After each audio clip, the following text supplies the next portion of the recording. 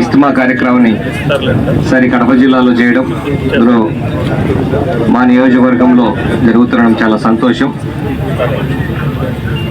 గౌరవ ముఖ్యమంత్రి శ్రీ నారా చంద్రబాబు నాయుడు గారి ఆదేశాల మేరకు అన్ని ఏర్పాట్లు